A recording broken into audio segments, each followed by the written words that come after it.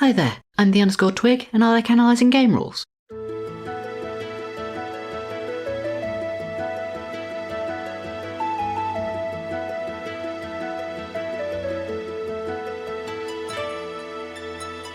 So I'm a massive fan of JRPGs. It's probably my favourite video game genre.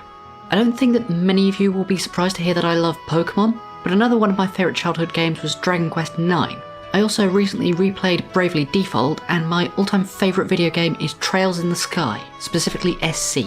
If you've never played Trails, you are seriously missing out. This is a genre-defining series, and you can frequently pick the first game up on sale for like £6.50. This isn't a video about Trails though, this is a video about another game that I love, which you should also absolutely play, Fabula Ultima. Fabula is sort of like a love letter to the JRPG genre. It's a TTRPG designed to replicate the mechanics of classic JRPGs, especially Final Fantasy, and it's got some really clever design that makes it incredibly easy to learn. I'm going to run you through the basics, show off a few of the things that I especially like, and also narrate a quick combat to give you a practical example of Fabula's gameplay. I also just want to say that this video is in no way sponsored. I'm genuinely just making a video about a game I like. I also like these guys, who help me out on Patreon. Honestly, these saints bring a tear to my eye. Having them around is like having a grand stream of support. In return, they get to clock up and watch these videos early. Special thanks to SK, who can let out one hell of a titanic roar. Also, extra thanks to Finley and my friend Jackaltorn Moons for reading over this script and giving it ascension. So I'm going to start in a bit of an odd place, because this is the page that originally hooked me. This is the list of basic weapons, and just look how cute it is. Every single weapon has a little pixel art image. The entire book is like this, full of either pixel art or these renders that look like they've come out of an early 2000s game manual. It's so cool. Anyway, let's have a look at what's actually happening on this page by zooming in on one particular weapon. Let's choose the Greatsword. So, the Greatsword is a two-handed melee weapon, that's clear enough, and it also says that it has no quality, which is basically Fabula's word for magic item. You can get rare weapons with qualities by adventuring or by crafting. It also has this little red star, which means that it's a martial weapon. You need to have certain proficiencies to equip it. And it says that it costs 200 Zenit, which is the standard currency. All characters start with 500 Zenit, so this is reasonably affordable. Now we get into the mechanical stuff though. The Greatsword says that it has an accuracy of Dex plus Mig plus 1, and does HR plus 10 physical damage. What's that mean? So in Fabula you have 4 stats. Dexterity, Insight, Might, and Willpower.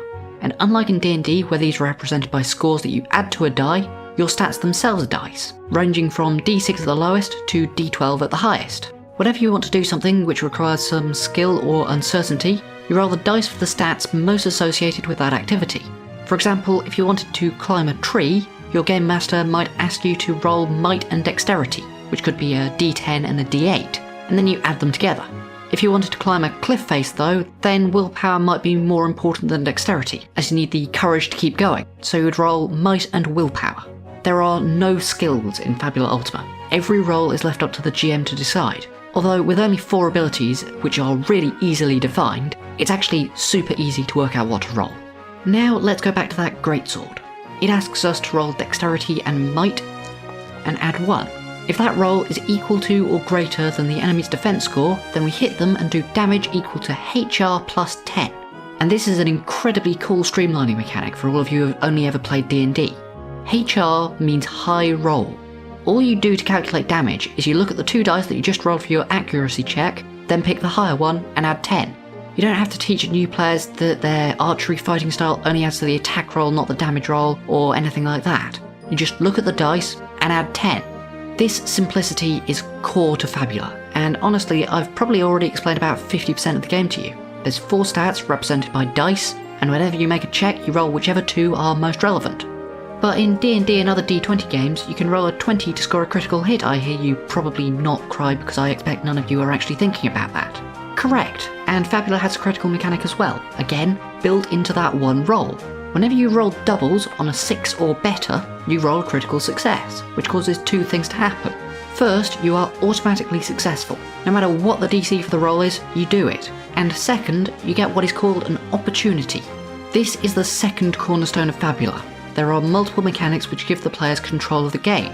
When you get an opportunity, you don't just do some extra damage. You get to choose what happens next. Maybe you unmask your opponent, learning their identity or what they are fighting. Maybe you're in a social scene and you cause a noble from an opposing faction to say something rude to the king. Maybe you cause an ally to rush in and help you. Or maybe you come up with something completely unique. There's literally a bit in the rules which says that you can come up with your own idea and you don't have to follow the list. What these opportunities and similar mechanics do is turn Fabula from a normal tabletop RPG into a massively collaborative game. There's a bit elsewhere in the book where it gives the example of a player deciding that the villain is actually their father. Get involved in the game, improvise and create this adventure together. Even better than using opportunities and critical successes to impact the game, there's a really cool system called Fabula Points. Fabula Points are kind of like D&D's inspiration, but good. At any point in the game, you can spend a Fabula Point to explain how a trait, which is kind of like your background, would let you re-roll. Or you can explain how your bond with a character will let you add to your roll. Or you can just make something up. Decide that there's an open window that you can use to sneak into the mansion, or that there's a sage that knows how to dispel your curse. Fabula Points are like level 1 wish spells. With any mechanic that allows the player to make stuff up, the GM always has final say. But Fabula Ultima is a game that massively encourages collaborative storytelling. So how do you get these Fabula Points? In effect, whenever something bad happens, you get a point. If you roll double ones, then you get a Fabula Point. If a villain appears, you get a Fabula Point. If you choose to fail a check because it makes narrative sense, then you also get a Fabula Point. Whilst there's no upper limit to the number of Fabula Points that you have, the game really encourages you to use them because it's one of only 3 ways that you can gain experience points. So I think that that's enough talk about the basic mechanics of the game.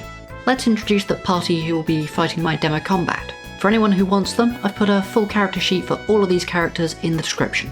First up, we have Lloyd Bannings. He's a 5th level character, which is actually the level you start at, and he's put his levels in Guardian and Weapon Master.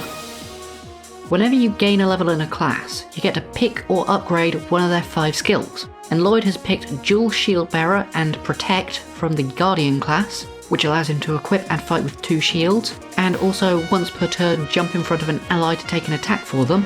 And from Weapon Master he picks up Bone Crusher, which lets him cause status conditions instead of damage when he hits, Breach, which lets him destroy the enemy's defences, and Counterattack, which lets him hit back if an enemy rolls an even number on an accuracy check against him.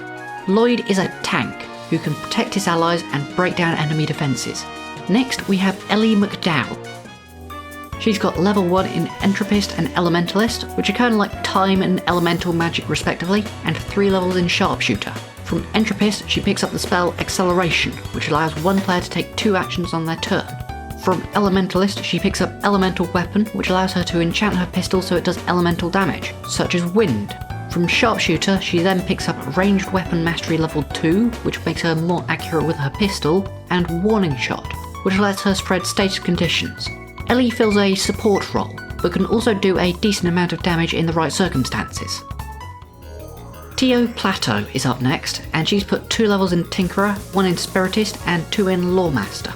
Tinkerer is kind of like D&D's Artificer, and she's picked up the skills Magitech Override, which allows her to take control of construct enemies, and Magic Cannon, which gives her a magic cannon.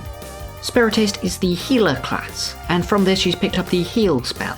Finally, Lawmaster gives her the skills Knowledge is Power, which is a very powerful ability which allows her to use Insight on her attack rolls instead of Dexterity Insight as is normal for the Magic Cannon, as well as Quick Assessment, which lets her learn a bit about her enemies at the start of combat.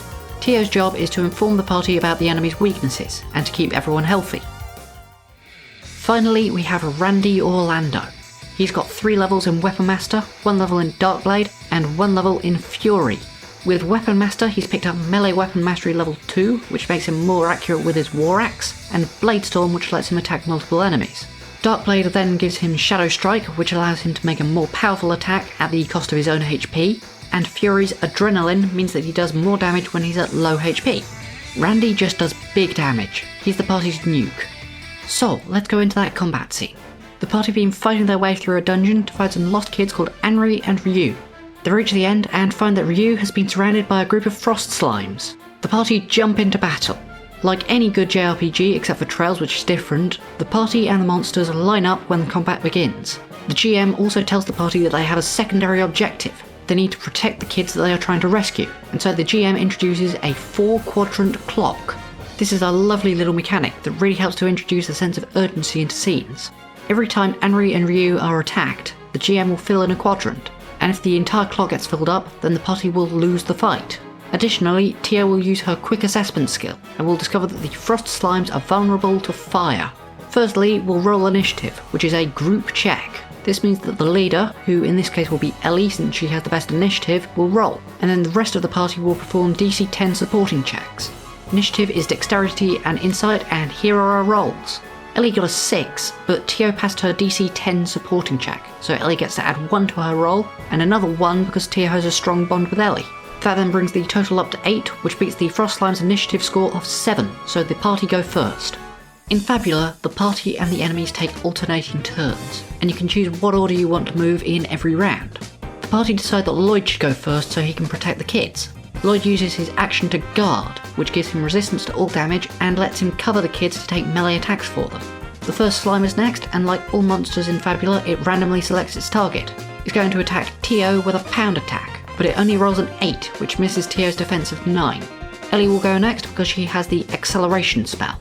Because Tio told her that the slimes are vulnerable to fire, she uses acceleration on herself and then uses her additional action to cast elemental weapon, turning her pistol into a fire pistol, and then attacking slime 1 with it. She rolls 11 with a high roll of 6, so does 6 plus 8 times 2 because it's vulnerable equals 28 damage. Slime 2 is next and randomly attacks Randy, max rolling 18 with a high roll of 10 for 10 plus 10 equals 20 damage total. Tio takes her turn next and uses her magic cannon on slime 1, rolling double insight for 13 high roll 10, meaning that she does 10 plus 10 equals 20 ice damage, but the frost slime's resistance to ice, so it takes half damage for 10.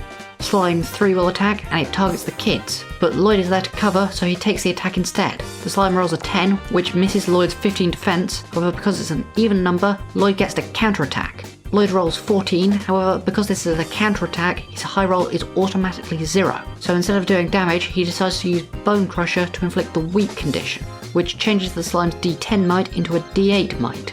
Finally, it's Randy's turn, and he's going to try and take out slime 1 by using Shadow Strike. He deals 6 damage to himself, but his attack will now do 7 more.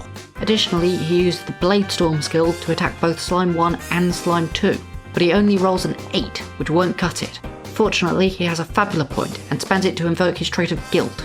He doesn't want to let Anri and Ryu die too, and that lets him re-roll both dice for 12, high roll 8, dealing 8 plus 7 plus 14 equals 29 damage to both slimes, killing the first and dealing a big chunk of damage to the second.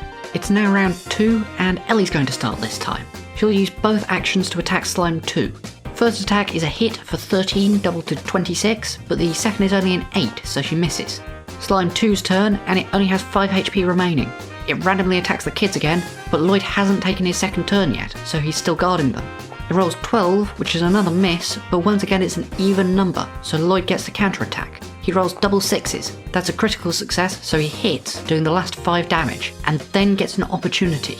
He decides to use this to form a bond of admiration for Elie, who has really taken the lead in this fight. There's only one enemy left, and Randy steps up. He uses his Shadow Strike, taking the maximum 10 damage.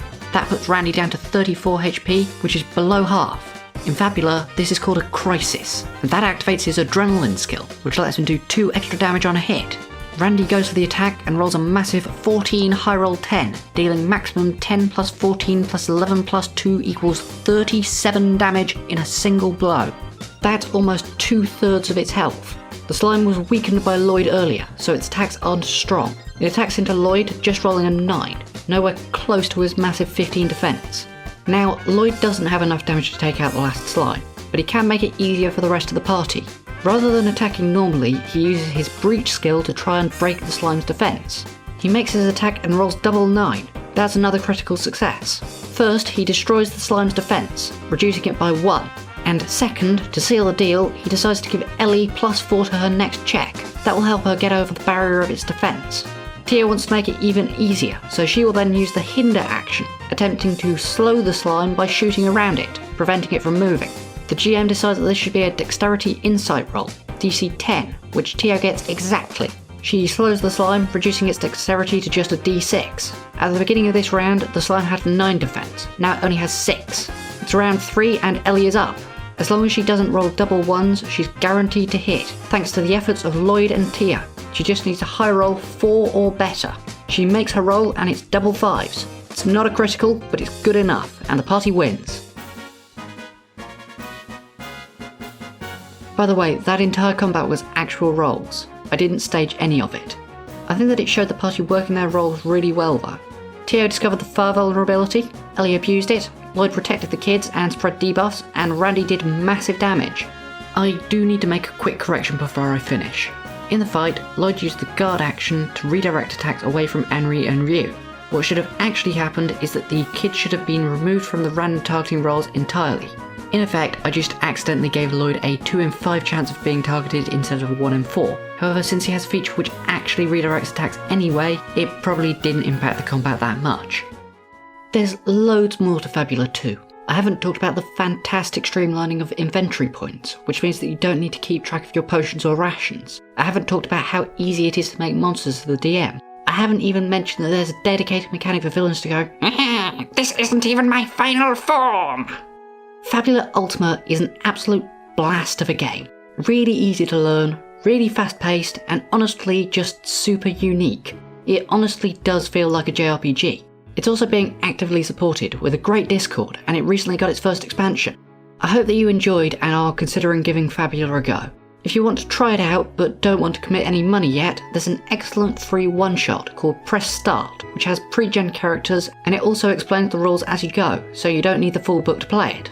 I'll leave links in the description for the Drive-Thru RPG pages for all of the Fabula books. If there's any other games that you think I should talk about, let me know, and also tell me what you think of my first non-D&D content. Subscribe if you want more stuff like this, and I'll see you later. Bye!